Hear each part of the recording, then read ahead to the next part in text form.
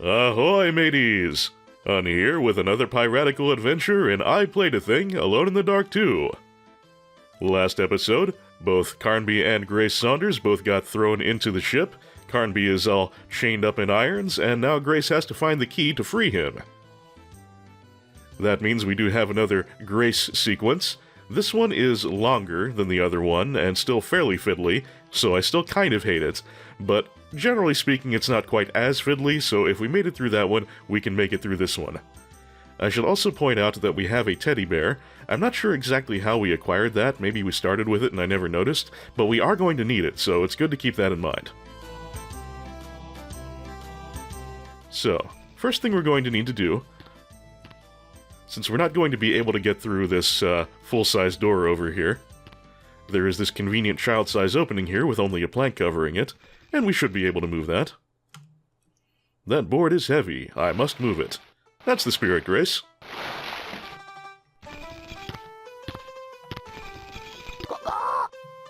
Oh, hello, Boyd.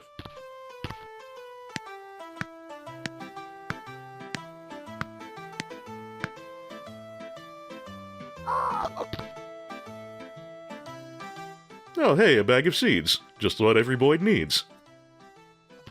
Looks like there are a few other things on the table as well. The sandwich, to the best of my knowledge, does absolutely nothing, so I'm just going to leave it to avoid cluttering up the inventory. The pepper pot, on the other hand, we will find a use for. No, I really don't want the sandwich. Now then, this does appear to be a parrot, and pirate parrots are known for being chatty on occasion. So maybe if we do a little quid pro quo, we can get a little advice out of our feathered friend here. So now I'm going to try to use the bag of seeds. Sometimes Grace has a little trouble getting into position to use the seeds and will end up walking in circles for a while. Hopefully that won't happen, but if it does, it should resolve itself eventually, hopefully without too many orbits. It's got to see the seeds. Oh no, she got into position immediately. Good. That's actually even better than it normally works.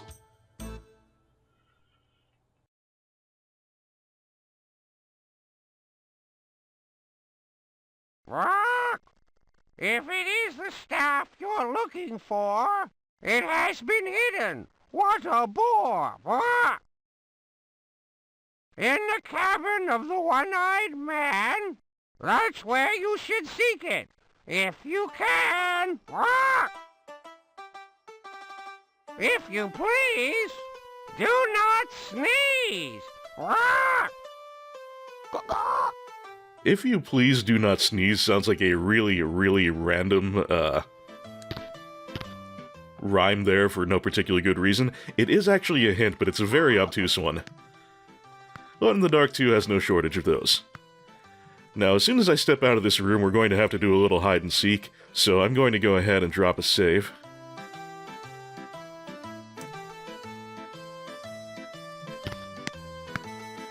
What we need to do here... You can hear footsteps. What I need to do is hurry away from the camera. There's a pirate coming down behind me. I gotta get into the cubby hole here, so he walks past us, and then I've got to go back the other way. Okay, he's past. I can turn around. I can go back toward the camera. And we will need to go the other way and go up not that ladder, but this ladder ahead of me. I was fairly quick about that, so we should have enough time to get up to the ladder before the pirate turns around and comes down the hallway the other direction, which he will do. He does patrol. You can hear his footsteps, but we're on our way.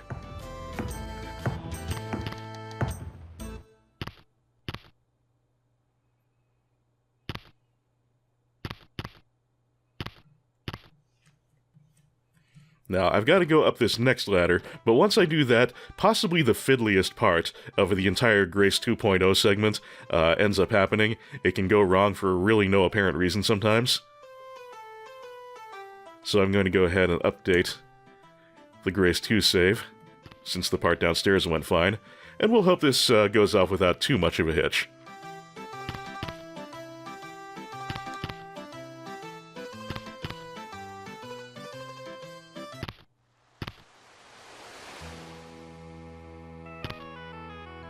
And now we're up on deck.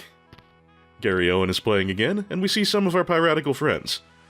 Notably, Music Man, and Mr. I, and that one dude that we one-shot way back at the beginning of the game. So we're gonna sneak around toward the back, not getting into the vision of the pirates too much. You will notice that Mr. I dropped something on the deck. We're going to need that. So we're gonna try and sneak around to that object, and then we're gonna collect that, and we're gonna go below decks again.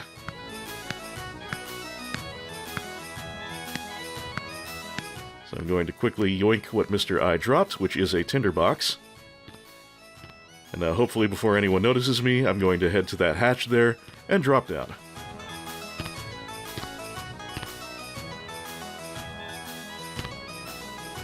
You can do it, Grace. We kind of have to press ourselves against the rope just right, which is part of what makes this fiddly.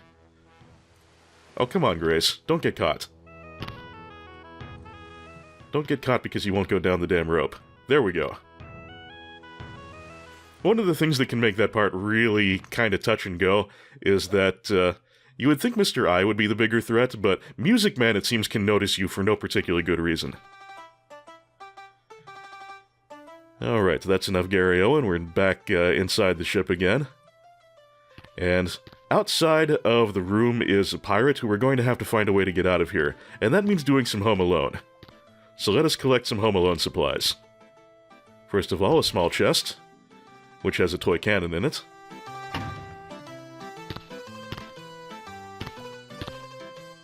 A crystal vase, very classy. I'm going to have to check my notes for this part, by the way, so please excuse me for the occasional note pause, or if I have the occasional jump cut. There's the statue of Captain Nichols. Now, we're supposed to seek the staff. It's kind of out of sight, but you can just barely see it behind the bed here. Yoink. Now then, that should be everything we need here.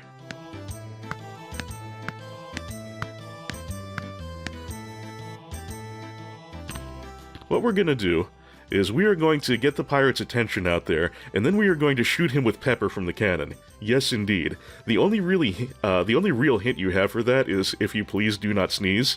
So, again, it's a really obtuse hint.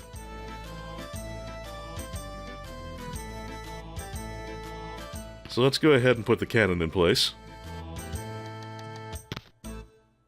Grace should automatically find the right place to set it in.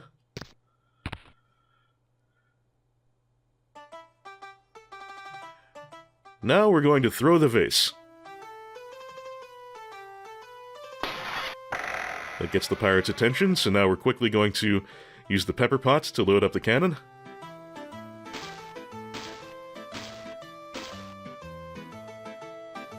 And now we're going to use the tinderbox to fire it at him. Too slow.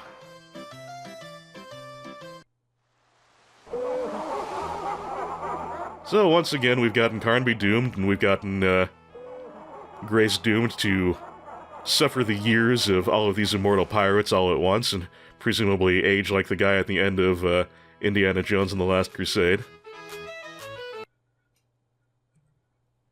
So let's try doing that in a slightly different order. You can do it that way, but that's slightly unsafe. I was actually going for a little bit of drama there, if I'm honest.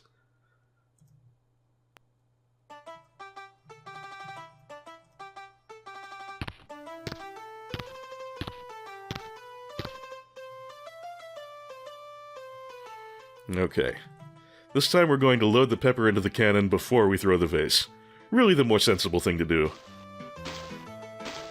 If I can get this to work right, I can get a good timing so that you can see what happens to the pirate when he gets hit by the pepper. It's not entirely easy to do, and if we miss it, we miss it.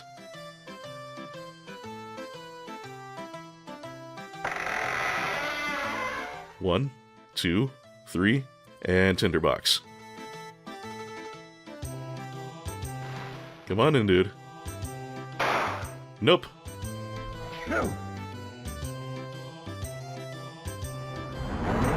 Ah, pity. We didn't get to see what happens to him, which is that he sneezes, then dies by turning into a skeleton and then collapsing into a pile of bones. It's too bad that we didn't get to see that happen to him, but he's not the only person it's going to happen to, so we will get to see some skeletonized pirates in the future. By the way, I should mention, we might finish tonight, and we might not. There's not a whole lot of game left, but it might be too much for a single episode. We'll see what happens. One way or the other, we'll get through either this episode or the next one. Anyway, now that that's all taken care of, we can proceed out of the room. And across the hall, because we don't want to mess with Cookie there. He's presumably doing some kind of food prep or whatever. There's a bell here that we'll want, however.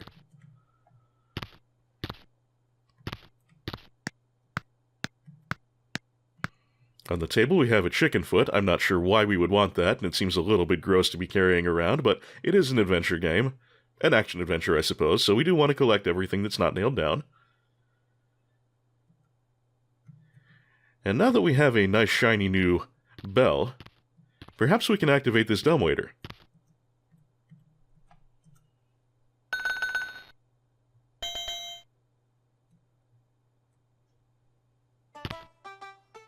Right, up we go.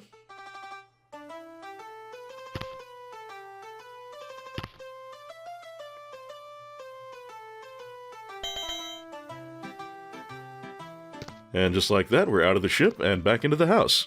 That's some dumbwaiter.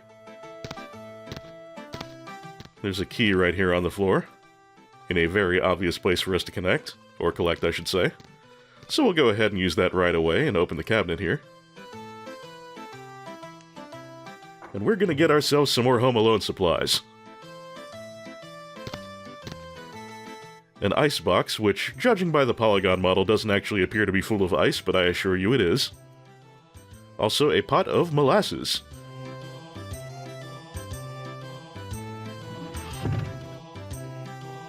So according to my notes, we now go through a series of open doors. Passing back through the room where Santa Carnby fell down. Through the chimney. And in here. Hey, you. And there's a hey you, so now we have a gangster pirate after us. So it's time for a little Home Alone action, starting with the icebox.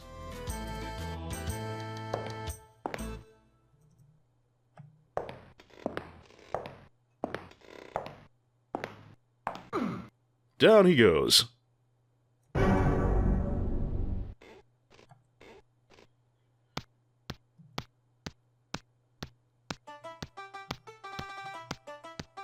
Next stop is upstairs. We know how to get there.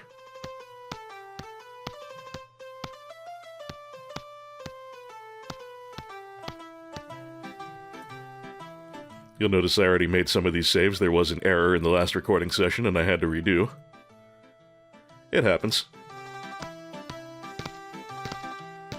Right, upsy-daisy. And as I proceed onto the landing, we should get another hey you. Hey, you. Yep, there it is. And so, time for the molasses.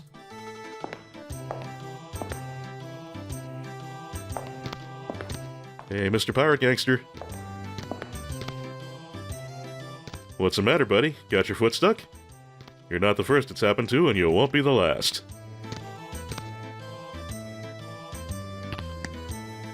Next step is we go into DeWitt's room over here, collect a token from the pool table,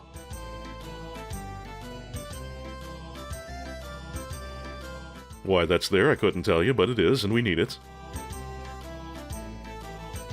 The secret door we opened with the Plinko board before is still open, so we can pass on through into Jack's room and receive a vision. The vision appears to be, I guess that's probably Captain Nichols, there at the desk with the staff leaning by it, so he's doing something with the staff. And that's all we really need to know.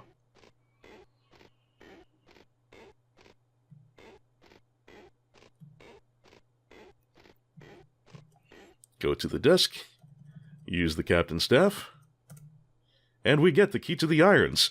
So now, if we are able to find Mr. Carnby, we'll be able to free him. Also a book.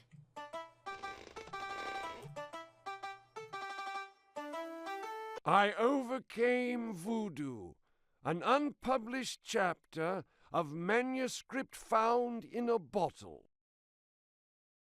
In the heart of the storm, the Malay suddenly emerged from the cabin, waving a chicken leg.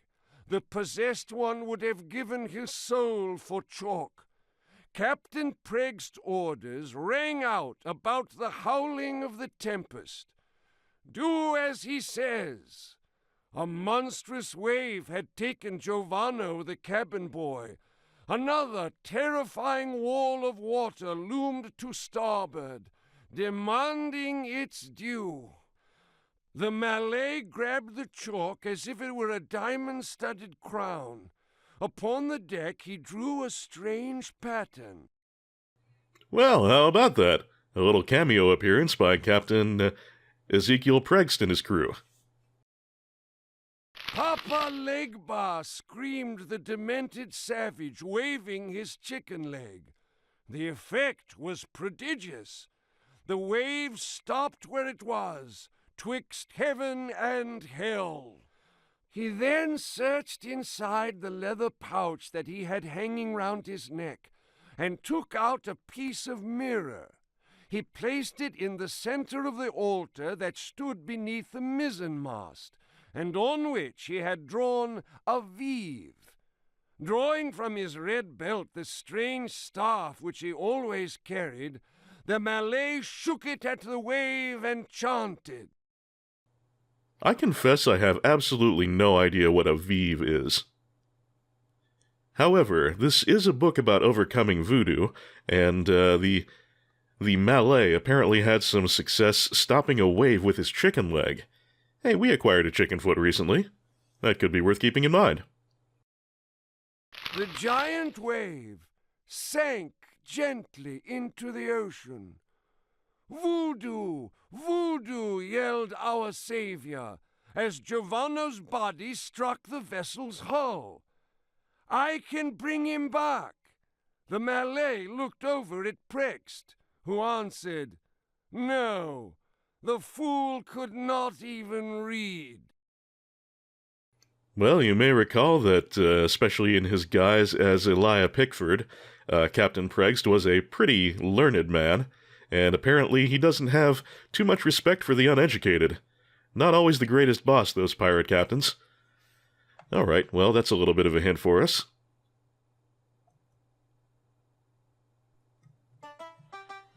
Alright, next stop I believe should be the voodoo room.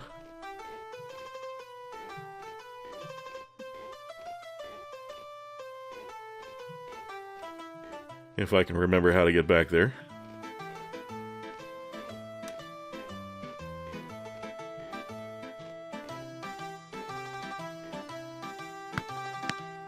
Is that further toward the back here? I believe it might be.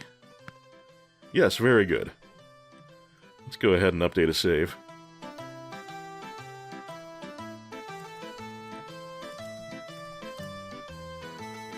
Okay.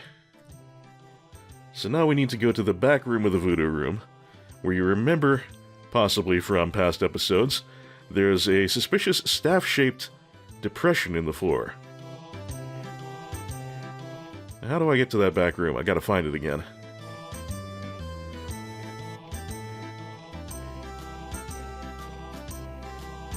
Is this it? I think this might be it. Aha! Yep, look, it's either a staff or a very long lollipop.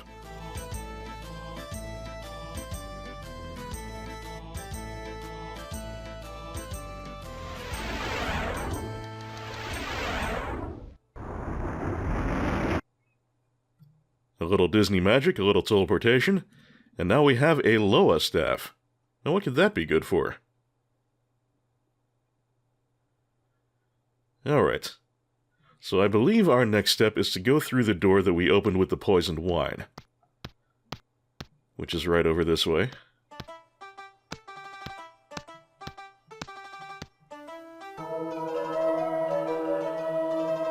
We're going to have another pirate gangster to deal with very shortly. And how exactly you would figure this out, I'm not sure. I probably had to look it up way back in the day, I don't really remember, unless I was just very trial and error-ish. But what we have to do is put down the teddy bear in front of this panel.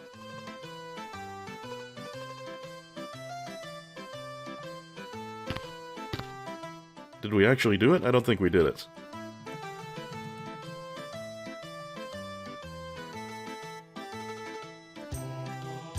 There we go.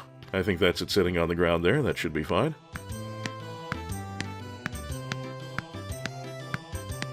Now, in another bit of trickiness, what we now need to do is move behind the organ here. Just cram ourselves into the wall behind it. And we can use the token somehow from behind it. Hey, you.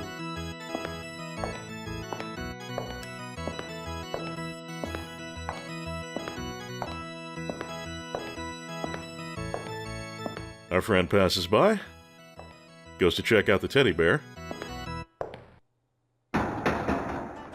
Kathonk! Crushed by a fold-out bed. Not the most dignified way to go. Okay, next job, kitchen. This is the kitchen, right? Yes, it is. Good.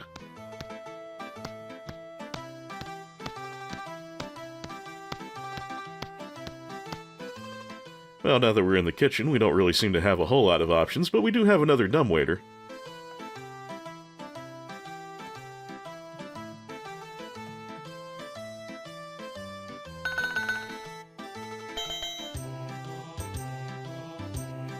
So let's try and make our way back to Carnby in the opposite direction.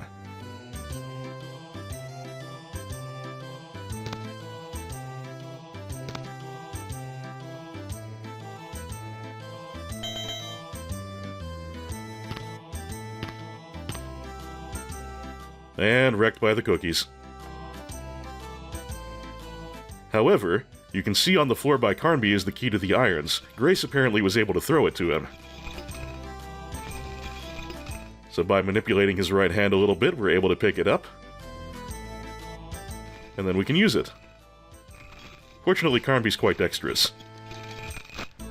Courage. He must save Grace. Which means we're going to have to go hand to hand with this pirate here. Fortunately, I do have good amount of health. And we can just punch him into the breadbasket until he dies, no big deal.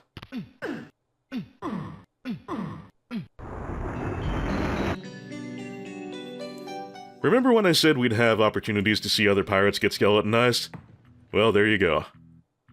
He will be the first of many, because Carnby is now free, he has a pirate sword, and it is time for revenge. We're also on very good track to be finishing the game today. I think we'll probably end up doing that. Took a little bit of damage there, but pretty trivial, and I have lots of health.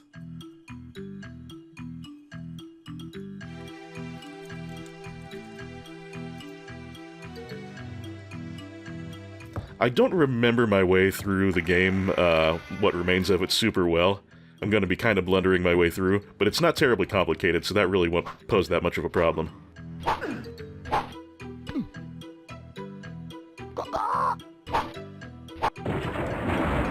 There's going to be a lot of combat here, but it's pretty easy combat, mostly sword fighting. Lots of reducing guys to skeletons. The Thompson is actually useless. There's no point in picking it up here, so I'm not going to bother. Reason being, you can wield it, and you can fire. However, against the pirates while they're on the ship, only old-timey weaponry is effective. Much like the skeletonization, we'll find out more about that as we go forward. But for now, all we really need to know is that the Thompson is a waste of inventory space. We can harass the bird a little bit. I don't think he likes that.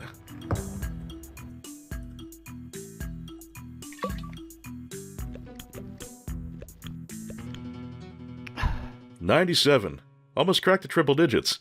I don't remember if there are any more flasks which will have the opportunity, but you never know.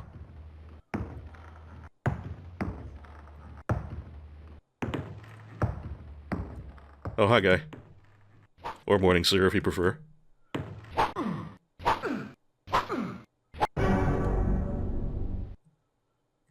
We here get a pirate pistol, but it's garbage.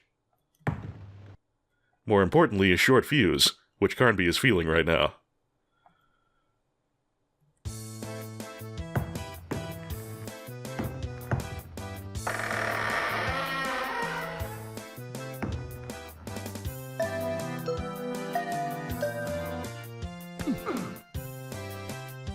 Ooh, getting his hits in.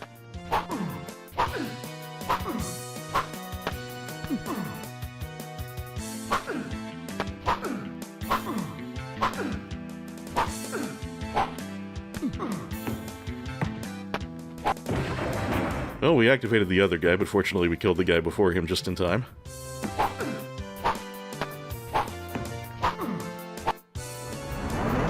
There might be a little more technique to be used here, but not that I know of. We are taking some odd hits, but we'll be alright. Yeah, the pirate pistol, it starts with only one shot, it's very slow, it's not really all that powerful that I've noticed. We're not going to make much use of that, I don't think, if any. Well, a red-hot poker, that could always come in handy. Can it be used as a weapon? No, I don't think it can.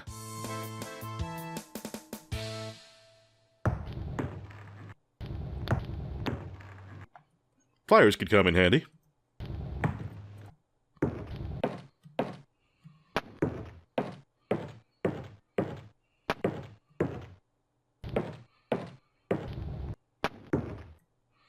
Now, let's see, where else do I have to go here? That door is locked.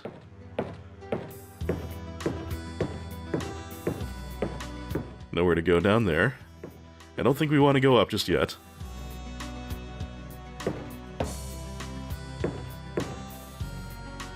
But I don't remember with any certainty. Going to be blundering around a little bit here. Well, if it ain't Shorty Leg.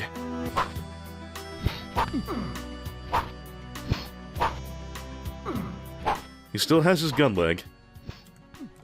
But in this kind of range, it doesn't work quite as well as it might. And Shorty Leg is down. Oh, he did a little damage to me. However, he does have a coat of mail, which will help for protection going forward. Little pirate pistol ammo, and another pirate pistol, which we don't need. One is already more than we need. But, more to drink. Excellent. Recover a little more of that health. Yeah, even though he got his share of hits in where he didn't the first time, Shorty Leg, I think, is still easier to handle this time around because you can just get right up in his face and the battle isn't as likely to go horribly wrong. I'm gonna hold off on the coat of mail for a little bit. I'm not gonna completely forget it like I did the armor, but... let's get this barrel out of the way. Oh, you may recall during One-Eyed Jack's flashback, when I said that there was someone in the illustration who was probably Shorty Leg. That's because that coat that we just saw Shorty Leg wearing was exactly like the coat in that flashback. And a bottle. A message in a bottle. I guess it wouldn't be a good pirate story without one, huh? Oh, let's go ahead and smash that out of there. It's so rare that you can get to throw random items in this game. I always appreciate when we have the opportunity. Don't need the broken bottle for anything.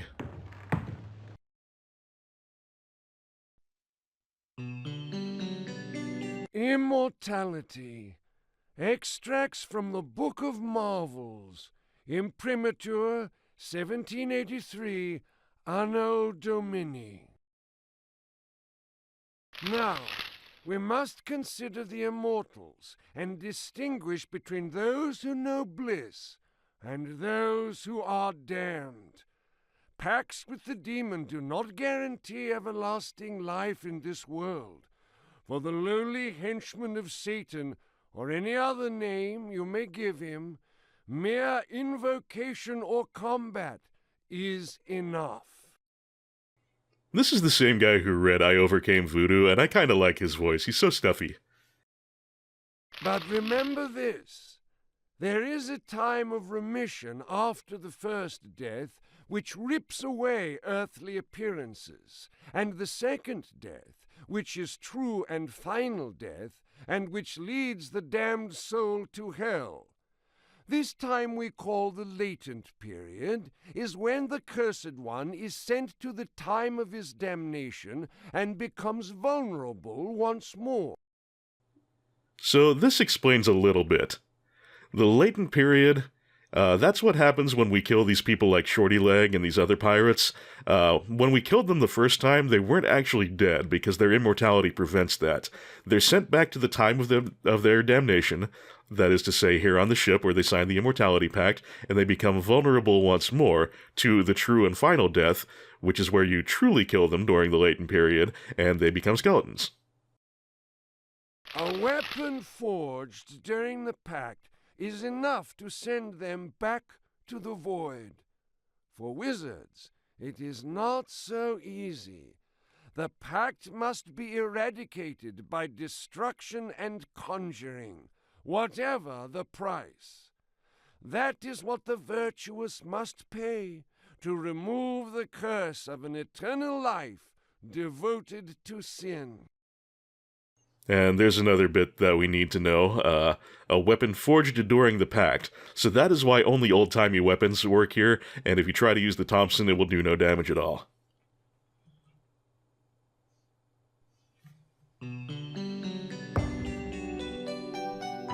Now that we got... Actually, did I go ahead and drink that flask? Yeah, I did. So I'm back at 69. Okay. Sexy.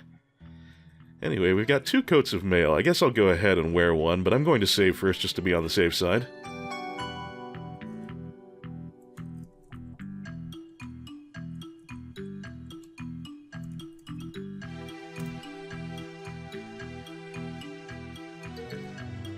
Okay, that's our first coat of mail on, so as I talked about with the armor before, we will be taking no damage for a little while.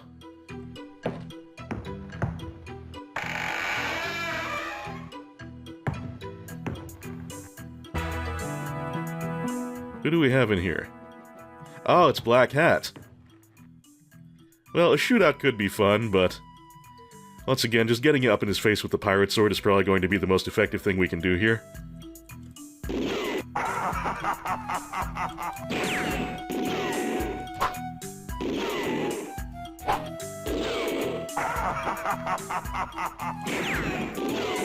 I think he's having a little hard time hitting me.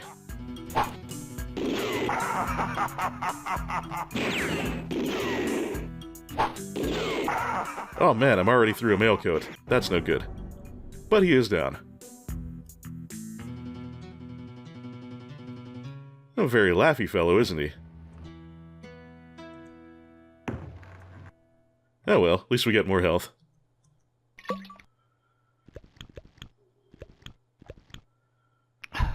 Up to 79, not bad. Inventory's getting a little busy, but I'm not going to take the time to get rid of things. Anything else in here we need? I don't think so. I think we're just clearing things out, having a little bit of a boss rush, I suppose.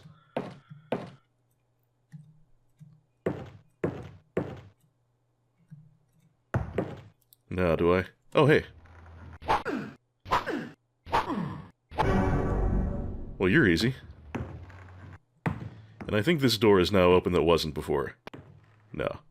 Not this door. Oh, this is where we came from. Bear with me, I'm a little confused as to where I quite am. This door is locked. Okay, not entirely positive what I need to do at this point.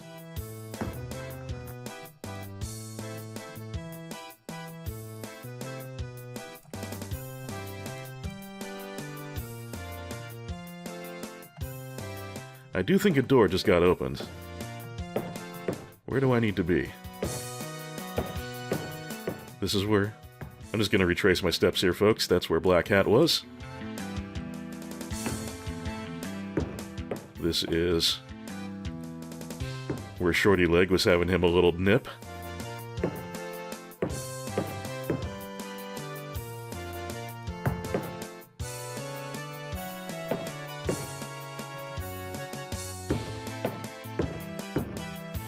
This is where I was. This is that blacksmith room. What's up here? I do not remember. Hopefully this will not get me killed. No, I think this might actually be good. But we'll find out.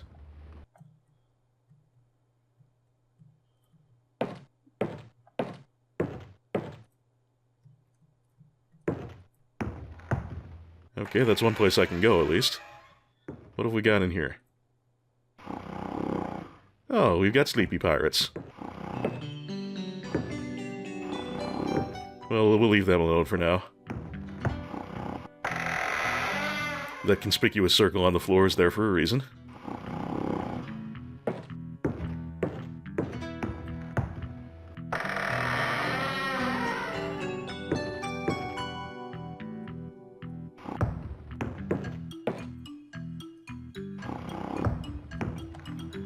Hi, guy!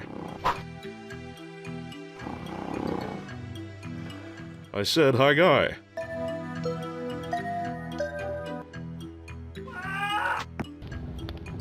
Well, that wasn't supposed to happen.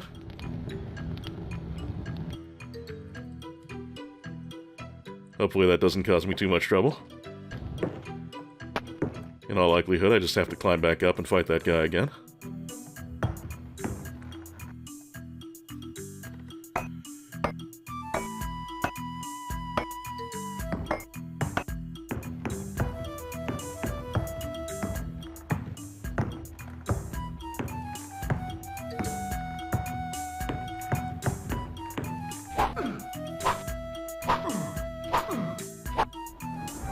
There we go, easily dropped. More ammunition we will most likely never use.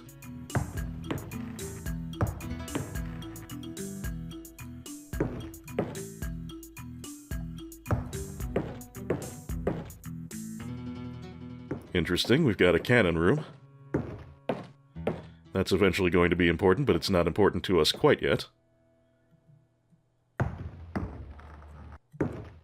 That door is locked. That door is locked. What else can we do up here?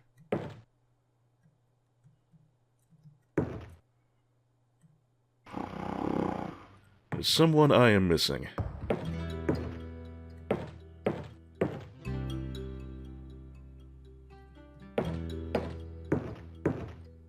Trapdoor is blocked by bars, so I cannot go up that way. Okay.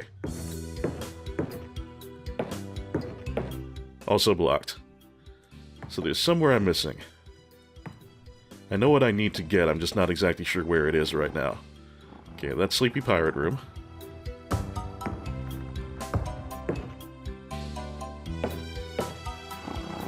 That's also Sleepy Pirate Room. That door is locked. That door is locked. This is Cannon Room. Is there anywhere else I can go in here?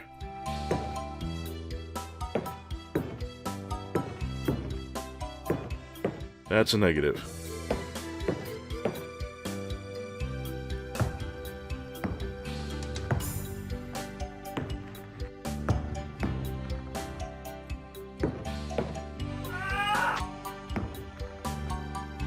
It looks like I take 1 damage from that. Well, that's fine. Okay, tell you what, folks. I am actually a little bit clueless as to what I'm supposed to do at this point. I know what I need, but I can't remember where it's hidden, so I'm going to cut away for a moment, and we will be back shortly.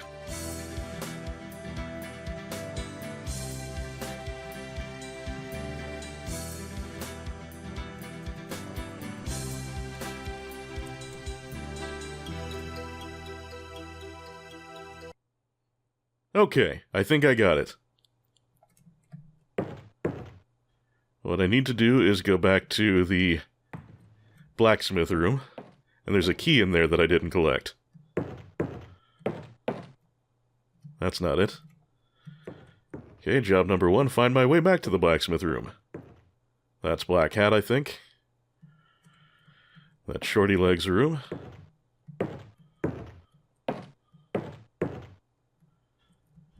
That's not it. That's it. Over here in the corner, we find a quite useful key, and that is exactly what I need. Let me make sure I have my pirate sword at the ready. Now, there's going to be another door down here that we couldn't open before, and that's where the quite useful key, which is practically invisible in that corner. No surprise I forgot about it.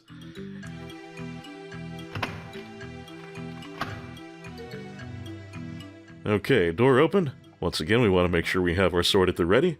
because we are about to fight.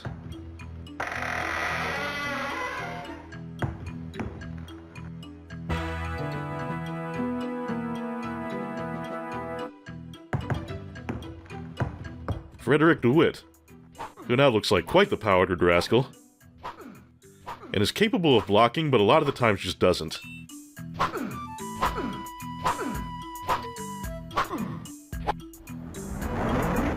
Pretty tough. Actually, he wasn't at all. If he decides he wants to block a lot, he can be a little bit tough, but not this time. The powder keg, that's what I needed. Let's do a little reading in the meantime. A powder plot. Relating the mutiny which was declared in 1769 on board HMS Dark Horse. Danny Boy, being small of size, was able to pass alongside the salting tub. Clutching a poker, he slipped into the powder room where Captain Jenkins, his officers, and what crewmen remained loyal to king and country were all gathered. Jenkins was rallying his men with a spirited rendition of Rule Britannia. Danny stuck the fuse in the keg of powder during the first verse.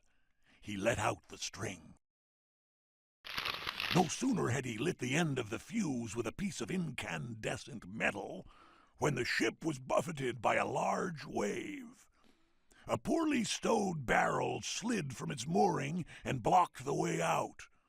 The fuse burned on. The men still sang, except for the troublemaker, who stood petrified in terror. "Never, never, never shall be slaves," still echoed in the air when the Dark Horse blew up. Oh, Danny boy, I guess the pipes are calling for you, buddy. Several of the survivors claimed that Danny Boy had tried to extinguish the fuse by spitting on it. If only provisions of sand had been made ready for such emergencies. From that time on, the stower's name was cursed by all freebooters. And so ended in flame and death the tragic tale of a fine three-master, now resting 80 feet under the waves of the balmy Indian Ocean. There's a little bit of a hint there about how to use some powder to our advantage with that powder keg we just acquired. I like the contempt in the voice actor's tone as he talks about Danny Boy trying to extinguish the fuse by spitting on it.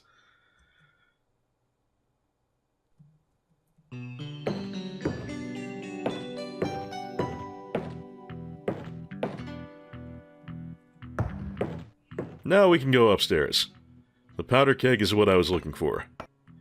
Oh, by the way, according to the official guide to this game, the coat and the powdered wig and everything that Frederick DeWitt is wearing in his refight, that makes him the most complicated polygon model in the game. At least when it comes to characters. Okay, first thing we need to do, in order to complete our own powder plot, is go into the sleepy pirate room and put down our keg of powder. That's why there's that conspicuous little circle on the floor. Now we go across the hall. And we're going to make good use of this cannon. First thing we need to do is remove its chains with the pliers.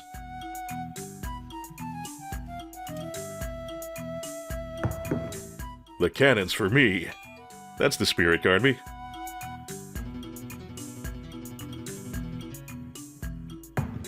I believe we have to push it into place.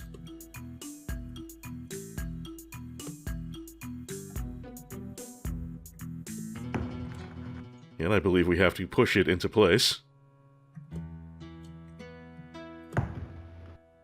There we go. Just Just had to get the positioning right.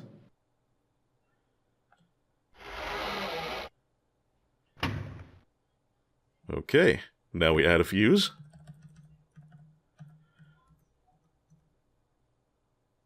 And now, just like Danny Boy, we use a bit of incandescent metal to light the cannon.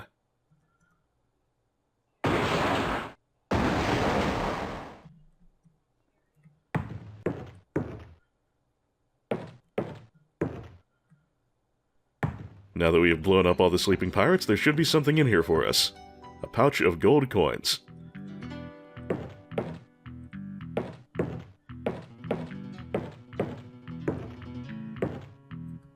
Oh, did I see something in here?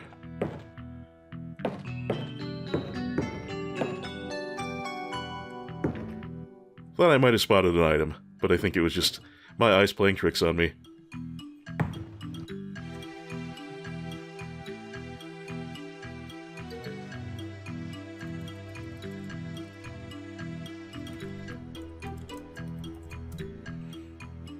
Now, I know what I have to do next, but I just remembered something that I can show you.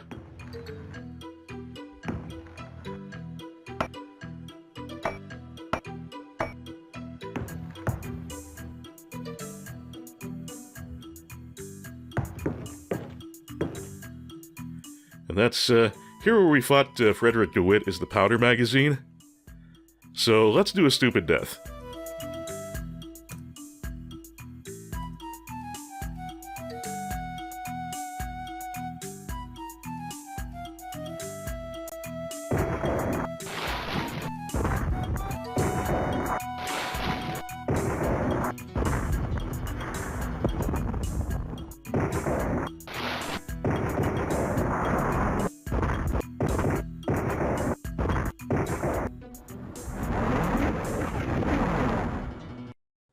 That's about what I expected.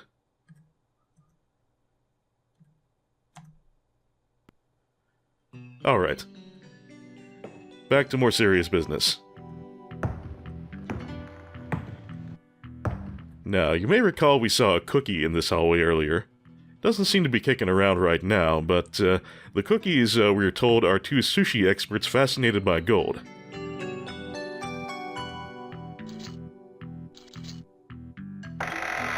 That seems to have gotten someone's attention. Time to do a little carving of our own.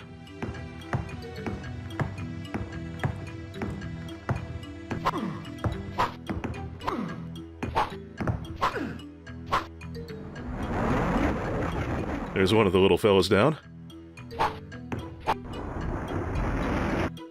Seem to have a little trouble getting into position there, guys.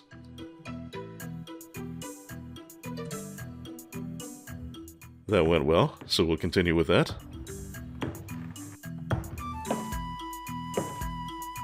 I saw a flask there, I did.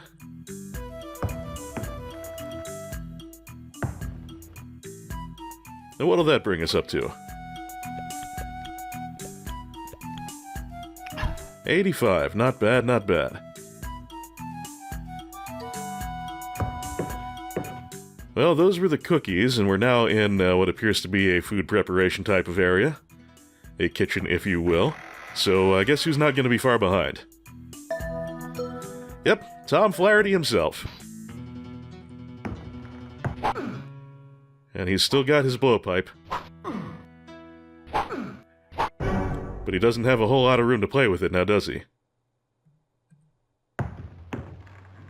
Now we find a metallic jack of diamonds. One more key item, in a very literal sense.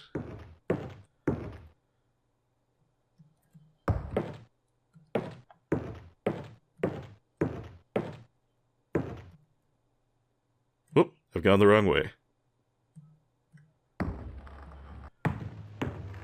The camera angles do monkey with me a little sometimes.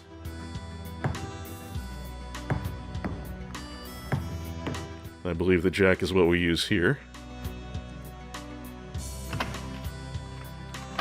And what is in the next room I actually don't remember. So let me make sure I have this sword handy. Things went pretty well against T-Bone, so I'll also update my save.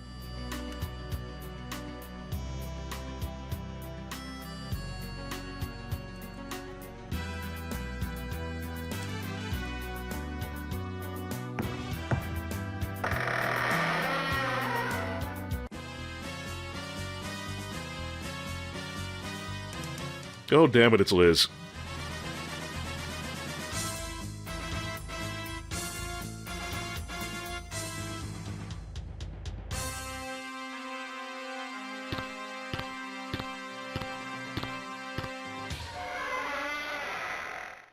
Well, fortunately, here comes Grace to save the day. I think we need to use the lowest staff here with the statue in order to open this door. There we go.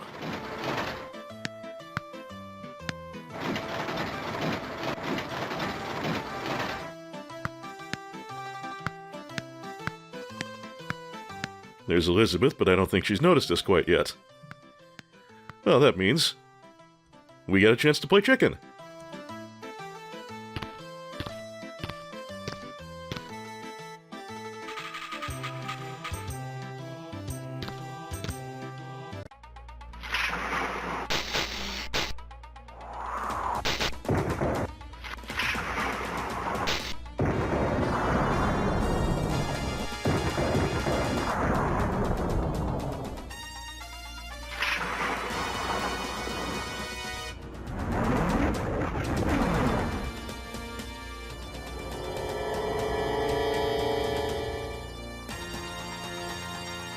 And so Grace Saunders overcame voodoo.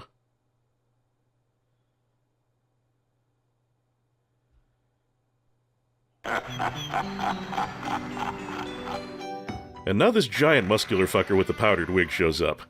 I'm not entirely what the story is here, but my suspicion is this. Because of the powdered wig, and because of the fact that he comes out of the ground after Elizabeth Jarrett is destroyed, I think that's Cotton, the tutor who taught her contempt, who became her creature. He certainly is a creature now. Now, at this point, it is a good idea to put on the next coat of mail because we're going to have the next major big combat stretch of the game coming up. So let's go ahead and put that on.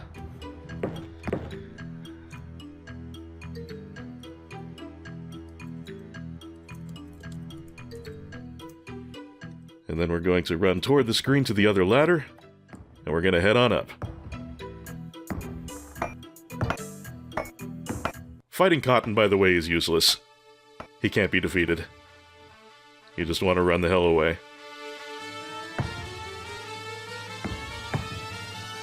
Hey, it's Music Man!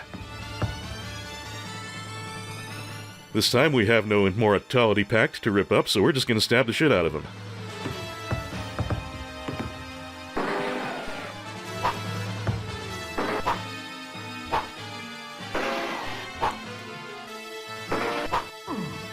There we go. Damaging him can actually be a little bit tricky if you don't find your range correctly.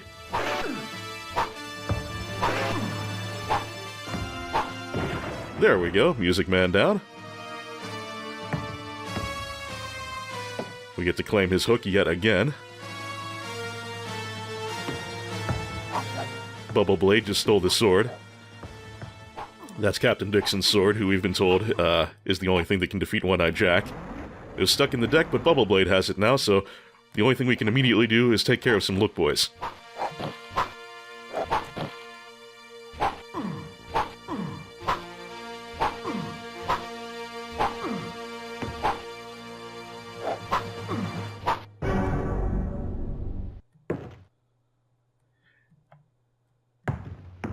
Right. Onward and upward. By the way, in the texture-mapped console version of this, the Look Boys are hilariously muscular. And now that the Look Boys are done, that leaves their boss, Mr. I. We have to fight him in a somewhat precarious place, but I think we'll manage. As we've been told, he likes to fight with a harpoon. And not such a fancy dancer is he now. Especially because he just got skeletonized. That male coat is certainly serving as well.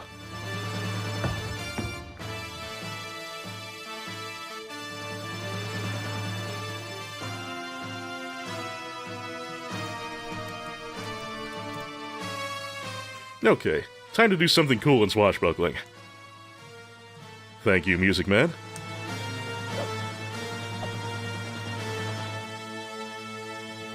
And now we get to have our duel... For fuck's sake. Yeah, falling off the mast there, not good for Carnby's health in the slightest.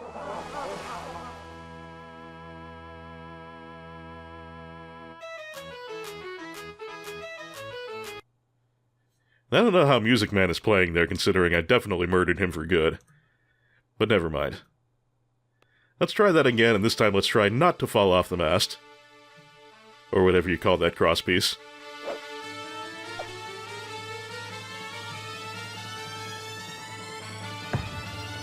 So now we get to have our proper duel with Bubble Blade, and he actually has his sword this time. Won't just be using martial arts on us. He's still impressively acrobatic, but doesn't really have a whole lot in the way of sword technique, honestly. His reputation is much overblown. And down he goes. And I believe we can now descend safely as well.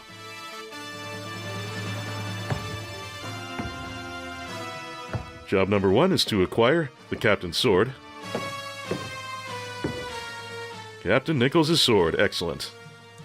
Let's make sure we have that ready.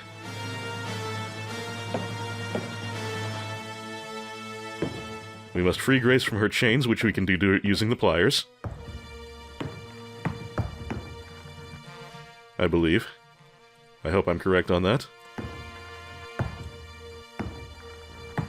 And as you can see, One-Eyed Jack is waiting right there for the final duel. I don't know what I Must Stop This Cannon is about. I don't really know what he's talking about there. But, as you might guess, nothing but Captain Nichols' sword here will be effective against old dual-wielding One-Eyed Jack. But he too is nothing special. He has a neat kick. But all we have to do, just like with most enemies in this section, is just swing like mad and make sure we're lined up correctly.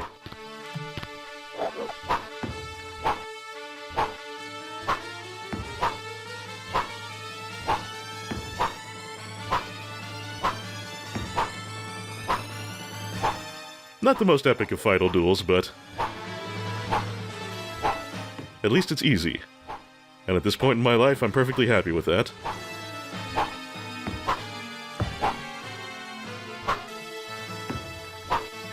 I don't know where he thinks he's going.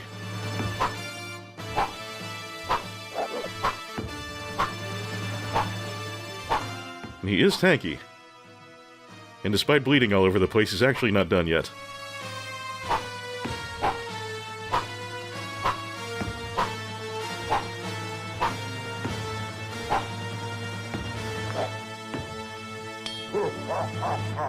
Yes, very funny, Jack. I am using the correct sword, yes? Yes. Didn't remember him being quite this tanky.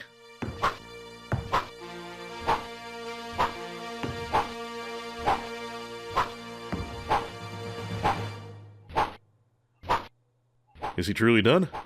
I think he might get up again. Yep, yes he does. A little more work left to do. But by seeing that, we know we are winning. I think we might actually be done now.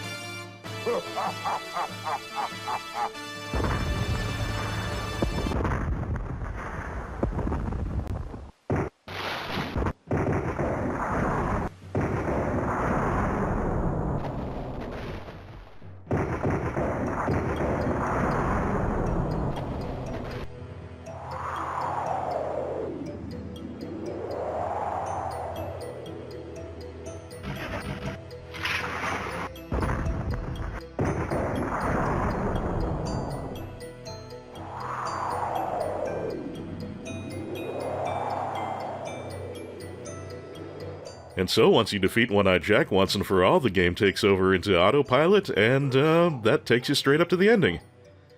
So, One-Eyed Jack has been reduced to a half-skeleton pirate ghost, possibly to fall apart in the near future. Hell's Kitchen has been vaporized into the ether. Grace Saunders is safe and appears to be reasonably happy after all she's gone through. We've got a sunrise coming up off in the distance. All appears to be well.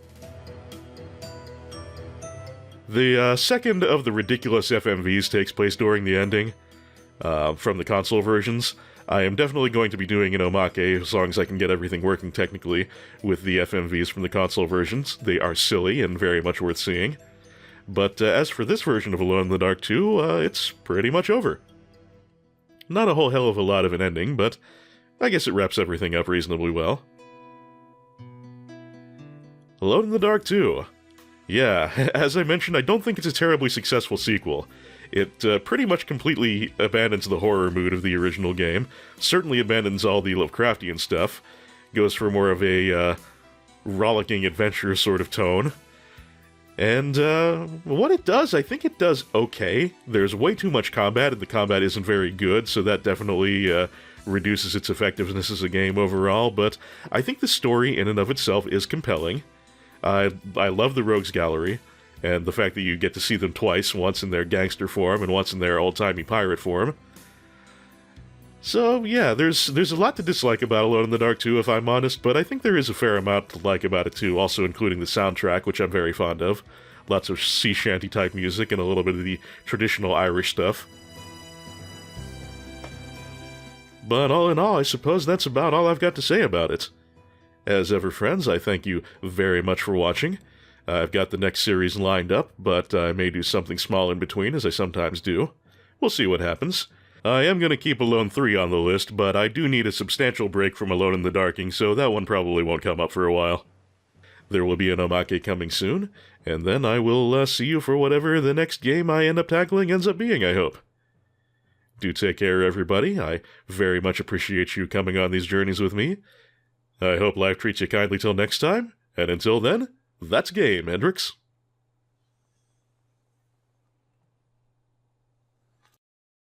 Today's swashbuckles and buckled swashes have been brought to you by Justin Carpenter, Nolden, Zangamarth, Anonymous Benefactor, John Madigan, Sanguine Games, Misha Van Doren, Frank Grizzy, Tim J., Lolo De Puzzlo, Joshua C. Ritchie, Jared C. Rice, Sonic Rose, EX Potemkin, Mechazorus, DG Jono, Doug Russell, Dodecalope, Jarogue, Martin Schallenmakers, Mayo the Hedgefox, Hildegard Argelmach, IGV, Jazel, Joseph Hall, Dan Larson, K. Ivan Rupert, Tiny Shopkeeper, Kikoskia, Kobo4231, Yuka Takeuchi Fan, Chaotic Narrative, Mystery Accent, Lakota, Meiyan Ling, Renaman, Fate Everywhere, TJA, Sparkaziah Levzer, Super Pervert 69, Zero, Bueller 13, Pixel Goat, Azael, Cillion, Rio, Revenant Wings, and other seaworthy patrons. My profuse thanks for your faithful and generous support, which is always a huge help in keeping the lights on here at I Played a Thing.